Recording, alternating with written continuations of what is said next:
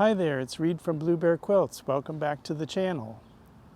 Today I'm going to be showing you how I made the Twisted Tango Table Runner. It's one of my Island Batik projects. It's my project for June, and it involves making flying geese units. And so in order to make this, I used the Quilt in a Day small geese ruler, and it makes 4 flying geese at a time. And in this video, I'll show you how to use that ruler and how to trim up the geese and how to make this Twisted Tango Table Runner. To make the Twisted Tango Flying Geese Table Runner, you're going to need some beautiful fabrics like these batik fabrics from Island Batik called Baroque. And this is a 10-inch square pack that's available. And then I'm also going to need some yardage, so I have that light blue and the dark blue. That's going to be the sky on my flying geese.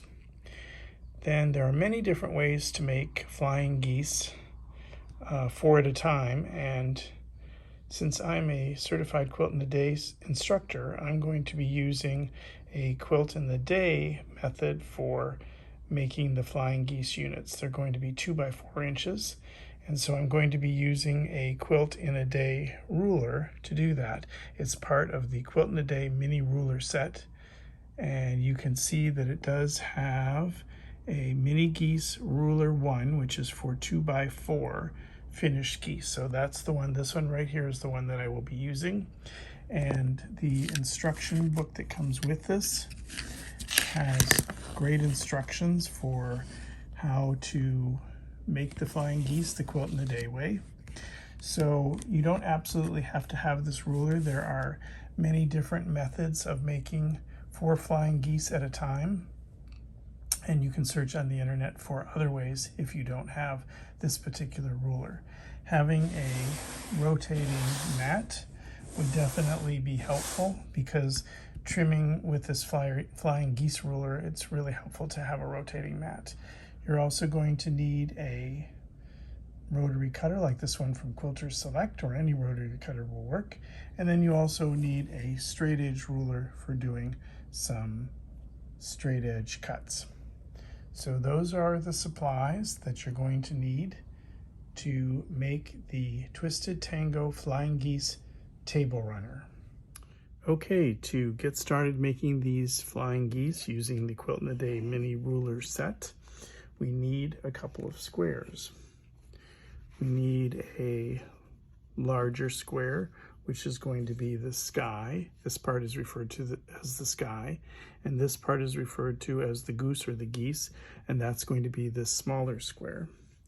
And they get laid on top of each other, and you want this smaller square to basically be centered right within the larger square.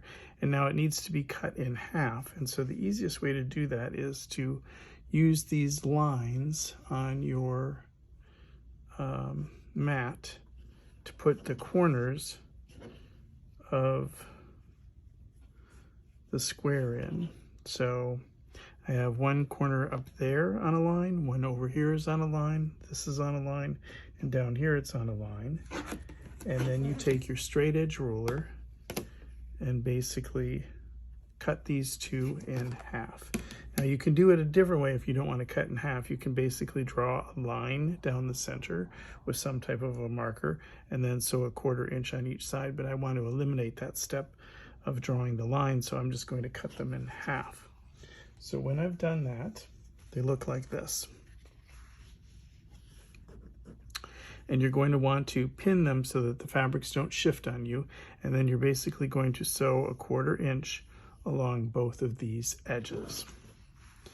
And remember, we're starting off with 2 squares of fabric, and we're going to end up getting 4 flying geese when we're all done.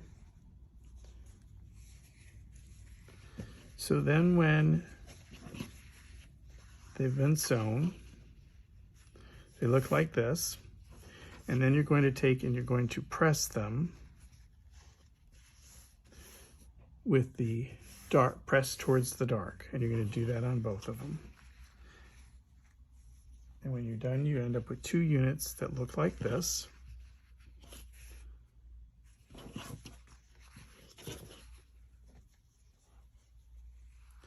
And then we want to take these two units and we want to put them together. And so we're going to put the sky part on this goose part and this goose part on this sky part. And you want to get them perfectly lined up. See how like the edges of that's lining up with that? And the same thing here, it's lining up. You want it to be perfectly all the way around. And so you can see you have these two little tails sticking out here and two little tails sticking out here, which means that these are not butting up against each other, and it's supposed to be that way. So you get them all lined up like that. And then you're going to take and put pins in it to hold it in place.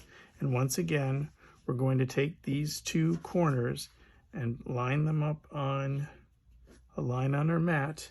And we're going to take our straight ruler, and with a rotary cutter, we're going to cut these in half. When we've done that, we end up with two units that look like this. So as together, we cut it in half. And when we cut it in half, we now want to take and sew a 1/4 inch along both of these sides.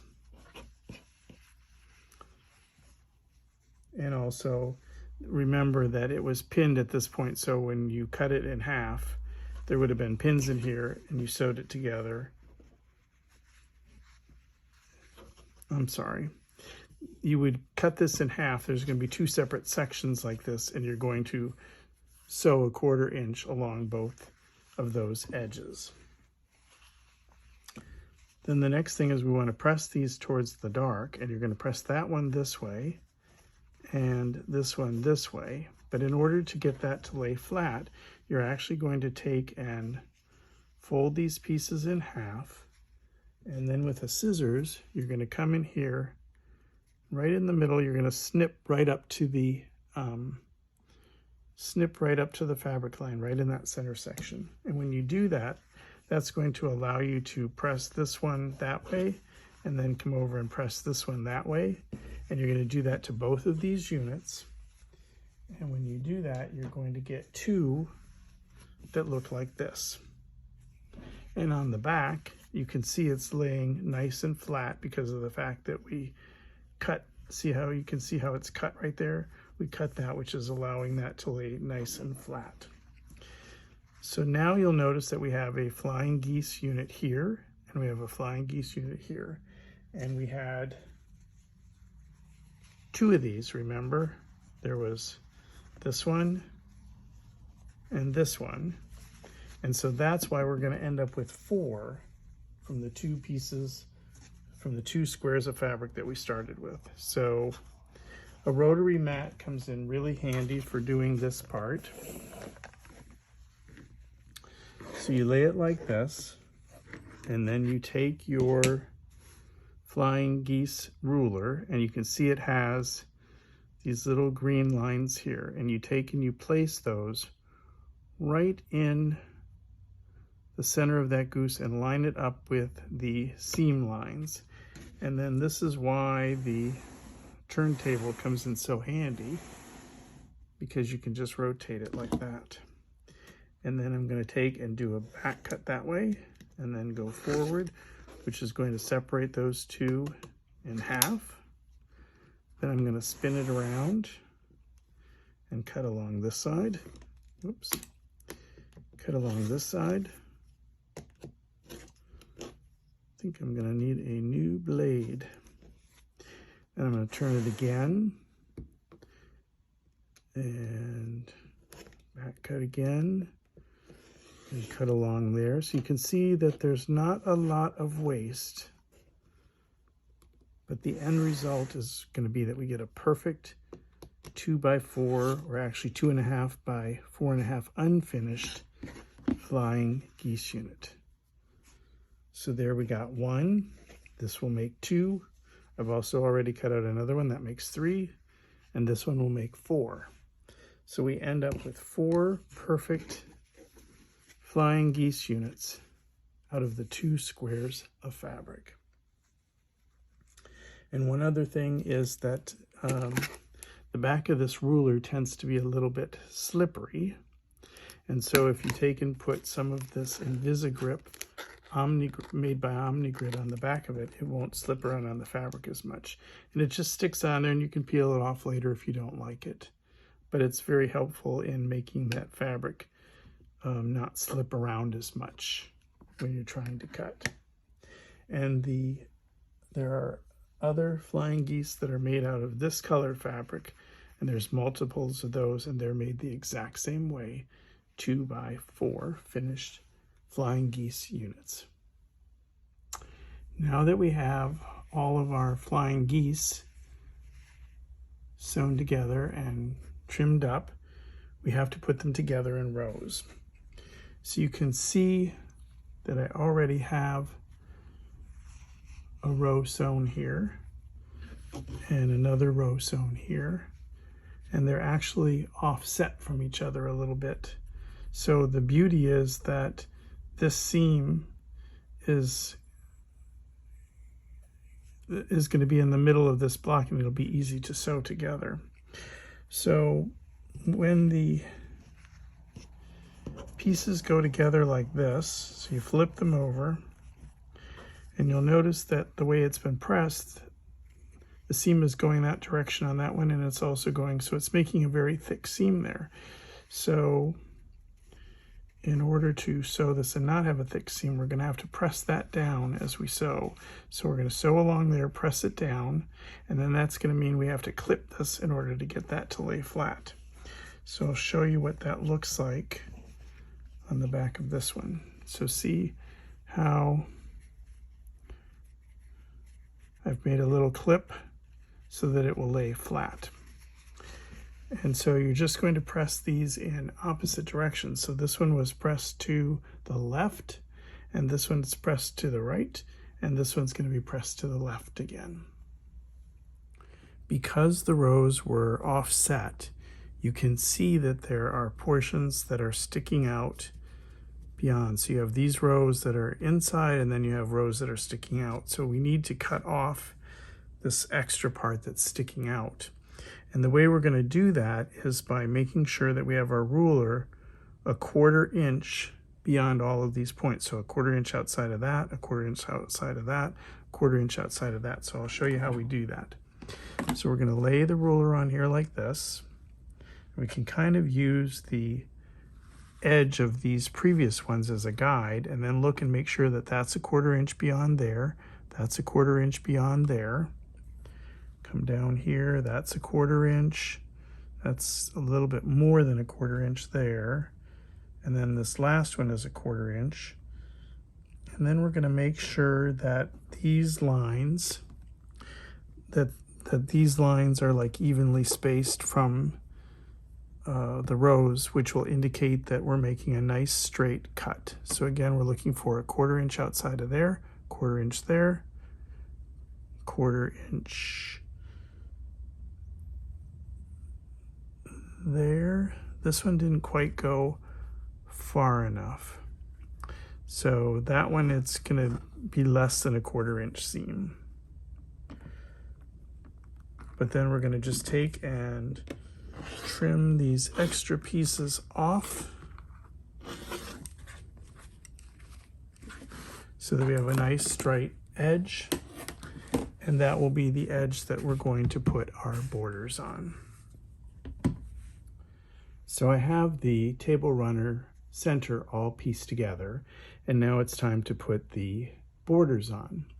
So when you're putting the borders on, you want to make sure that you put them on nice and square, and that also helps your long armor be able to put it on the frame of their long arm machine nice and square when your quilt top or table runner top is nice and square. So in order to make sure that your quilt is square, and this, I'm doing this obviously on something that's a lot smaller, you know, being a table runner, but the technique works the exact same way on a large quilt. So you want to have like one of those long, pliable tape measures, and you're going to measure the first border that gets put on according to the directions for this pattern would be on the ends here. And so this is the short end. And so you're going to take 3 measurements. You're going to take the first measurement down here at this end, and that ends up being 16 1/4. And part of why this is important is that the directions say that the border should actually be 16 1/2, but apparently because of my sewing, the 1/4 inch may be off a little bit, or maybe the fabric just isn't stretched out as far as it should be, you know, maybe not ironed as flat as it could be. So it's showing 16 1/4 as opposed to 16 1/2. And in order to have a square quilt, I'm going to take the average of 3 measurements. So then what we do is we move the tape measure down this way to the middle of the quilt, and we take another measurement. And this one also happens to be 16 1/4. And then you would move the tape measurement down all the way to the other end of the quilt. And when I measured that, it also comes out to be 16 1/4. So 16 1/4 is the measurement that I'm going to use to cut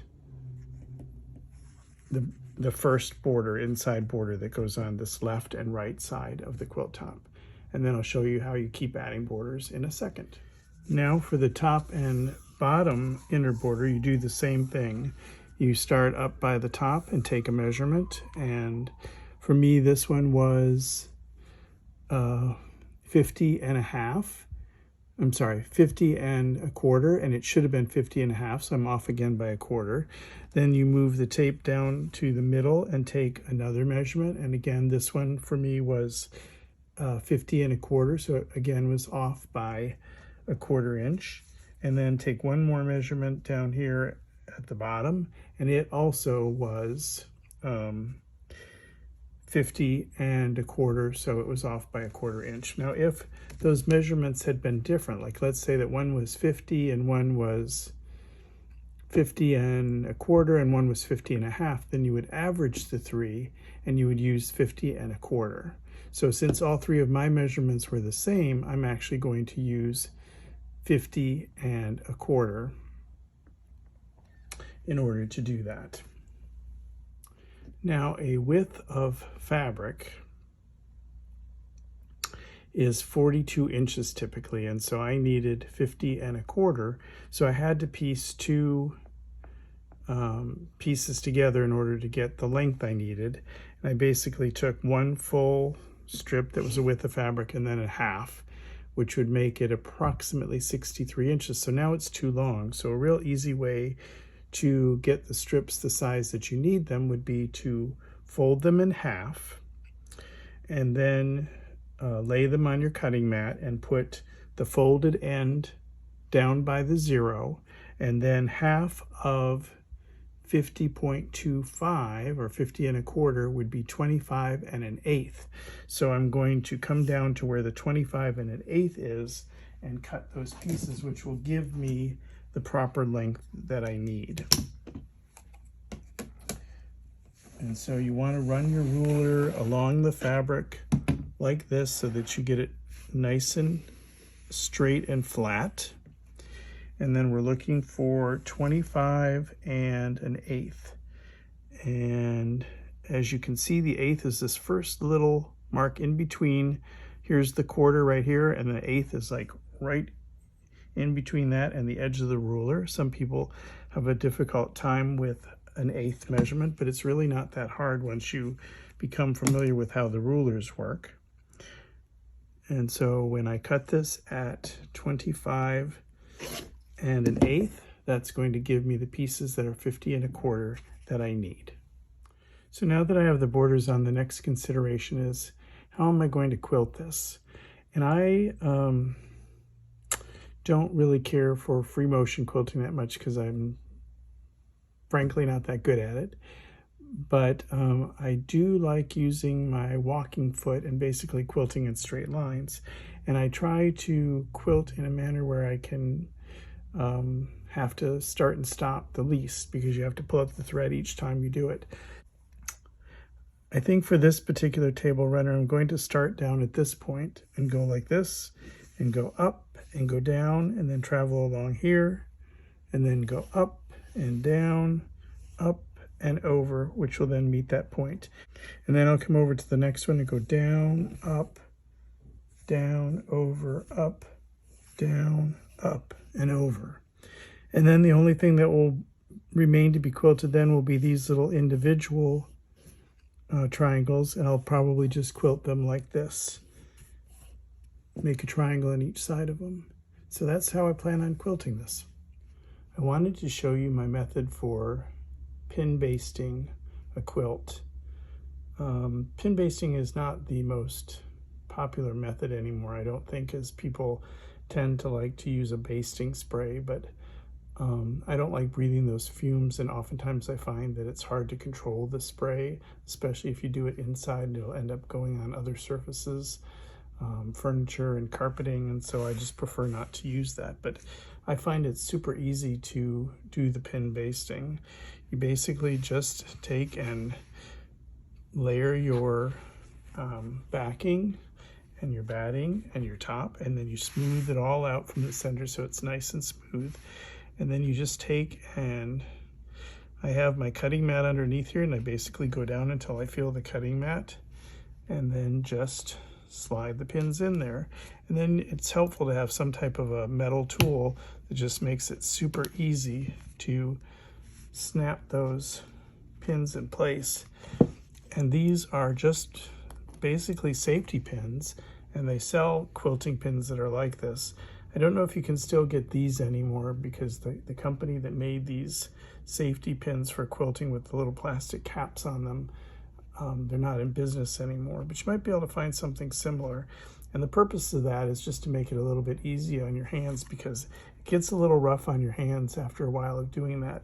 And that's why it's helpful to have a metal tool like this needle nose pliers to do the pinning so that your fingers don't get as sore. So that's why I like to do the pin basting, and hopefully you'll like to do it too.